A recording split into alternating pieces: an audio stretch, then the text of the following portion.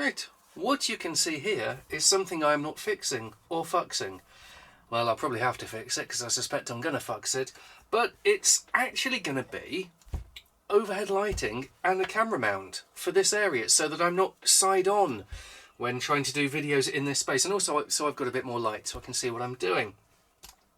There are various stages to this, all involving things that shouldn't be used for these purposes, apart from the one thing I've misplaced. Apart from this, the end of an old tripod. One of my favourite tripods. I have favourite tripods like I have favourite Lego bricks. I liked this tripod. It was a nice sturdy tripod, and then I just moved it to one side and thought, this leg feels a bit loose. Oh, it's fallen off. One of the legs just broke off. Don't know why, but it did mean that it donated this, which I was saying to myself, because I talk to myself a lot about how I'm going to set up my camera. I was saying to myself, I could do with the end of an old tripod to put the camera on somewhere mounted up on a shelf up that way. And it provided. I'm starting to wonder if that tripod was in fact Jesus, but I doubt it. So, here are various bits of copper plumbing things sourced generally from scrap metal merchants, car boots, charity shops, random shops, eBay, Gumtree. These are acquired through those various sorts of channels where possible, because I like the upcycling and recycling thing. Sometimes things have to be bought new, but I try not to do the new. What I have so far is the camera mount is going to go there. This holds a light. This has got an LED in it. This has got nothing. Ah, there's the halogen. I may use halogen, I may use LED. I want to use LED. I'm going to be far happier using LED. It uses a lot less power. Halogen, I did uncarefully trim the lip around that because these are MR11, which is 35mm across, and that's about 31-32 millimeters inside there. So if I trim it back, which of course wear eye protection and be very careful, but if I trim it back, I can get it in there. Of course, I'm worried that thermal expansion means the glass will break anyway, so I guess I'd leave it a little bit loose just to take that into account. But a bulb fits in the end of what is a 28mm to 22mm reducing compression coupler, I think it's called. This is an LED which I have had to do things with. I will get onto the things later. That's how the bulb originally looked, by magic. No, this is just another one the same. But yeah, that's in there. Now, what I'm doing here is wondering where I've put the Stanley knife. That's the first thing I'm doing. The next thing I'm doing is looking for a different knife, because I think the Stanley knife is nowhere to hand. And the 70th thing I'm doing is starting again. No, I've not found a knife. Right, this is a knife. This is the stuff you use for net curtains. This is me taking the plastic coating off the outside of that. Out of shot. Am I out of shot? Am I in shot? This is why I need to set the camera up properly. I also have this on a tile because later there is going to be vast amounts of heat. And I don't want to burn the worktop. Right. Now, why am I doing this? Because it's fun. I'm also doing this because I just like to destroy things. No, I'm doing this because when I have finished doing this, if I successfully do this, the knife doesn't want to actually cut in a straight line, and so I'm just hacking and slashing my way around. I need to run cables. These do not work by magic. That one might, because I haven't put a bulb in it. Get the bulb out. This does not work by magic. This needs power. Power I've already sorted out. There are holes drilled. This is going to... These ends are going to slot into holes drilled in the front of a shelf made from a scaffold board. So scaffold board is kind of yay thick, and so holes are yay big, and that slots in. One of the holes has a wire poking through that I then need to solder up other wires to go places. Hence this. What I do with this is how I feed wires through things, is This one, actually, I'm not having to do it with things so hard. Or maybe I am. Will it go? There. I have that. I will also... I will be putting flux on this before I solder it. Because I am soldering, there is a lot of heat. I cannot put the wires in before the final assembly, because they will burn and melt and short and possibly cause World War 73, and it's just not a good thing to do. What I can do is I can use this stuff, which is made out of steel. It's not going to try to solder itself. If I use copper, just bare copper, which I have done at times, any sort of solder that kind of trickles inside where the copper is touching against the copper then ends up stuck to it. This is much less likely for the solder to stick to it, and as you can see, it moves through. I'll try to leave the end exposed there, and bring this through there, and the way I am planning this, I also need this to come out. Oh, I suppose I could get the pliers in there. No, I don't need to come out there. I then have a switch. I'm having these switches at an angle because the switches are going to be an end stop just put on the top of it. So I thought, well, the best way is to have that completely vertical. I wanted it horizontal because I thought that would look better. I'm compromising. I'm having it at a jaunty angle, about 45 degrees. So that will go there. I then need another one of these. Some of these have been used more than once. I have another one. Do I have a shinier one? Yeah, let's use the shinier one. I have a shinier one of these, which needs to... Might be easier with that out of the way. This is purely for demonstration, because I am going to go away and solder all of this properly, which means taking it apart again to put flux on, and then lots of heat and smoke and swearing, and me probably on fire. But that's that. That will then feed through one of these.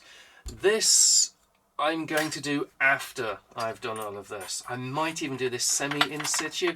I don't know. Wood has a flash point of around 180 degrees centigrade, I think.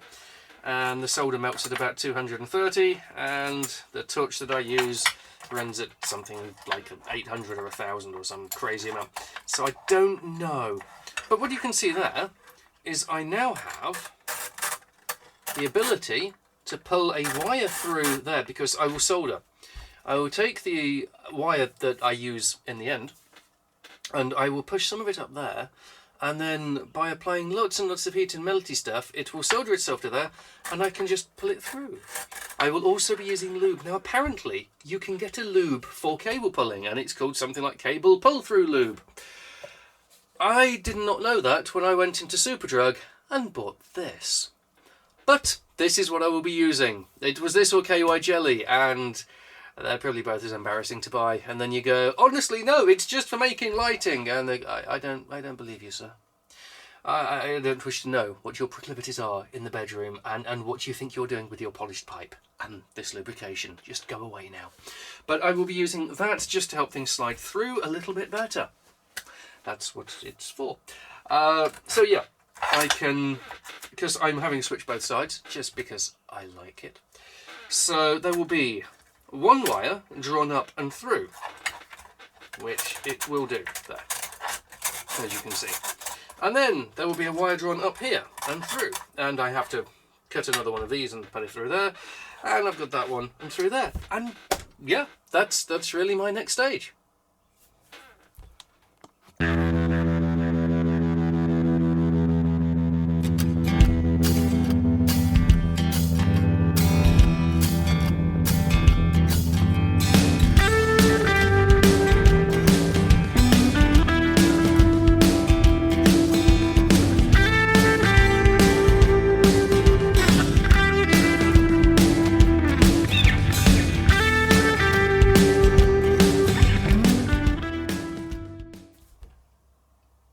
Well, I managed to cut loads of bits of copper and then solder it to other things, and the solder has taken. It's not going to break, which is good because, where did I put it? There. This I need to attach in there, and while it kind of push fits almost well enough, I'm going to be suspending a rather expensive camcorder off it. I don't really want to just rely on friction against gravity there. I mean, it is going to sit like that and then like that, but even so, yeah, gravity's not always my friend. So this, I need to find, I bought a cheap drill bit and thread cutting set, and I want to just drill a hole there and cut a thread and put a machine screw, bolt thing, just put a thing in there that will hold that. But where am I at with it now? Well, I soldered it. It does not come out this cleanly after being freshly soldered. This has had a very quick wash under the tap. Just very quick with cheap Poundland metal scourer loosely, because I don't want to stuff it up too much, just to get the worst of the ink off so it's not all sticky. What I have to do now is the proper polish. I have my flexibles through. Let's just make sure it still flexes. Assuming I'm pulling the right one, which I might not be. Ah, there we go. So that still works, so I can pull the cable through. Which one's that going to be? Is that? I don't know. Where's that go? Oh, that is that one. Yeah, right, that's that one. That looks rusty. Yep, that's that one. And then that's the one that comes out there. However, I'm probably going to have to do most of the cabling in situ mounted to the shelf, because I've got to solder the wire that's already coming out through the shelf into this. Meaning that this is definitely clean-up stage, as I've already said. Cleaning this takes a while. It's worth it because you get an ooh shiny as opposed to an sticky, but it does take a while. I'm not doing that live on cam. I am, however, about to get on with it. It is the most tedious part. Oh, I'm going to take those sharp edges off that as well if I know where I put a file, just so I don't get the rag caught when I'm polishing it. Yeah, it's time consuming, but it's worth it in the end.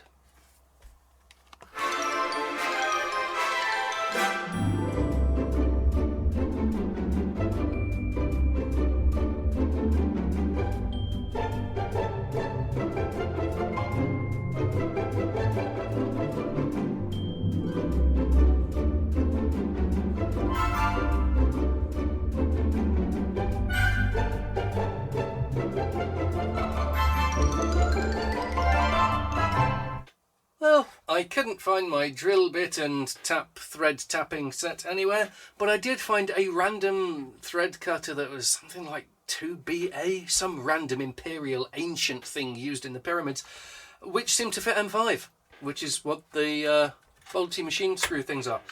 So that was fine. I drilled through using an assortment of incorrect drill bits until I could get that far, got that in. I should really take this back off, but now it's on. I'm kind of, yeah, what the hell. I've started threading cable through. I have got one switch on, but not pulled through because I want to get this switch on. To do that, I am going to pick a point about there. I've broken my cutters, so I'm using scissors. Using posh fancy sewing scissors for cutting cable, not the thing you're supposed to do. Also, that soldering iron underneath my fingers is very warm. Amperages, amps. Why can't we just say amperages? I know it's amperage, but just say ampage. It works so much better. If the Americans can drop the I out of aluminium, then everybody can drop the out of amperage, surely. Wriggle and jiggle until something magical happens. I am going to use lube because I want it to glide smoothly and rapidly. And I'm going to put the lube basically all over the place. There's always time for lube. There's no such thing as too much lube. So that's that starting to be lubed. It means I'm probably going to have to clean the copper off again, but that's just a very quick wipe down with the polish. It's not the same as when I had to do the full clean. It is just getting it past the corners is the tricky bit, because this particular side has 3 right angles to go through. Sharp, nasty little right angles. It seems to have gone past some of them, because I'm definitely getting progress here. That's gone. I really think it's almost there. It is! Yep, that's got it. That's through. I think I just got to the point where, with liberal amounts of lube and much energetic manoeuvring, the wiring had just about got itself to an admittedly slippery and slightly sticky end.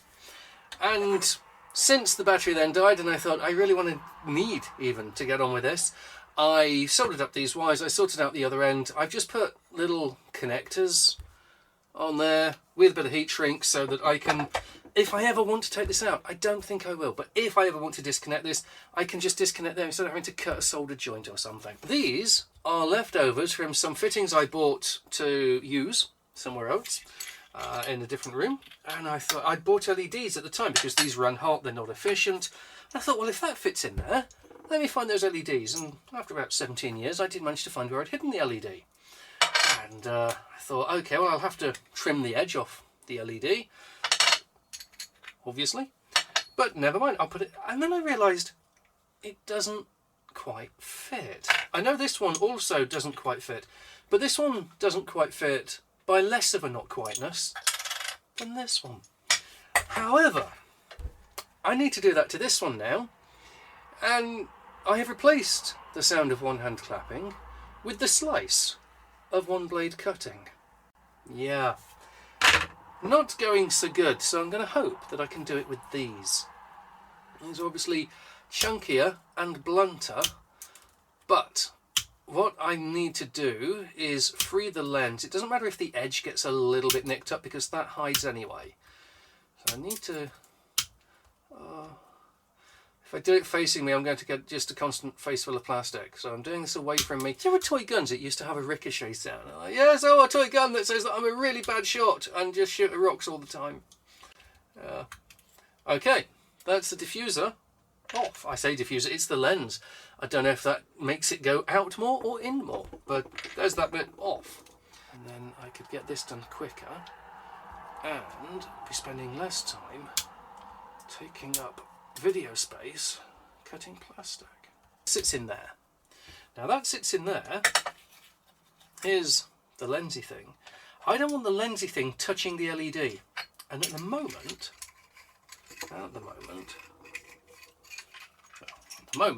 because it's all a little bit of a snug fit, at the moment that is going to touch the LED when I screw that together. It's all going wrong. Blue Peter never had this problem. You might not be able to tell from there, but I think that's touching the LED, and it does just run that little bit warm that I don't want it to do that. Which is why, oh yeah, there's also a little peg, or there was on the other one. Maybe it's already broken off.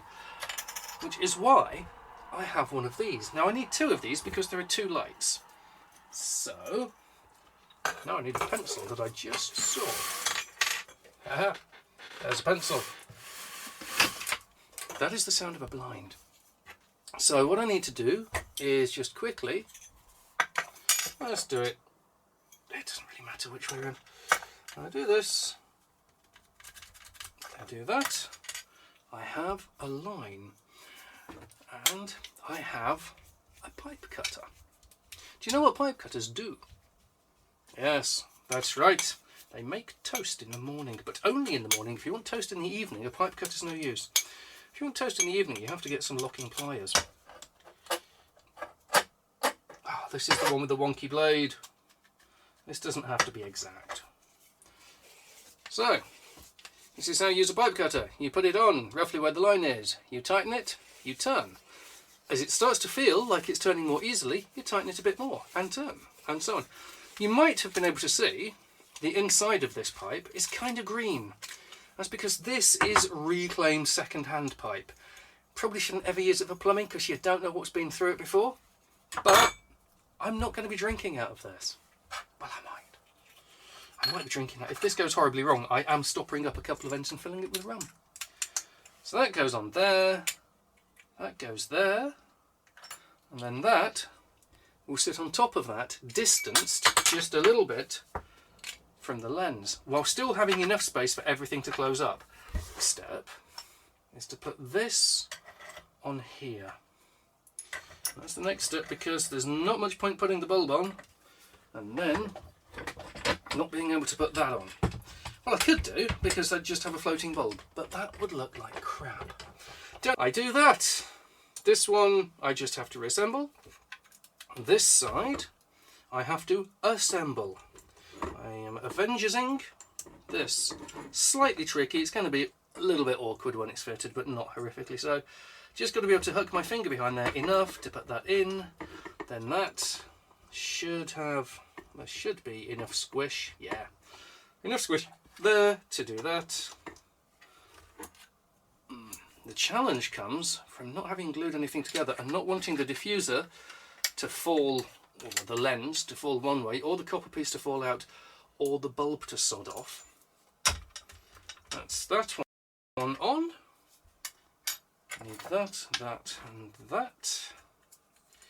I did experiment before starting this. I just got one of the bulbs hanging around and I tried putting this the other way and it almost looked better, but then it didn't because of that, and I'm still undecided which way I think is cooler.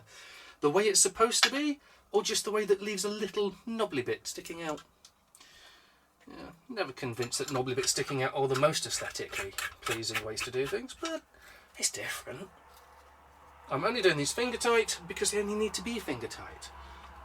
That's not going to fall off. And short of giving this a very quick polish, because obviously I've handled it all since with slightly sticky fingers, short of giving this a quick polish and putting it up there, that's, I'm hanging the very expensive camcorder off it. That's kind of done. This I do want to spray paint. I want to, at some point when I get some primer and some time and some motivation and some rum, this I want to paint up probably in gold to match the brass, because I've got metallic gold paint here somewhere. Maybe in copper, I don't know. But, so you can see, the switch works. And, oh, this side's a bit snug. But there we go, and the switch works. So I have two switches for two lights and one camera. Wasn't kidding about the gold metallic paint. Appears I was kidding about the polish that I used to polish the thing that is now in use. You can't see the thing anymore because you're on the thing. You are suspended to a shelf, precariously hanging in midair, with very bright lights next to you. What do you think? I think that we have one light, no light. One light, two light, no light. I really like that. I think that not only is going to let me be able to see what I'm doing easier, but also hopefully going to allow you to see what I shouldn't be doing at all, because I don't know what I'm doing easier. Anyway, that's that done.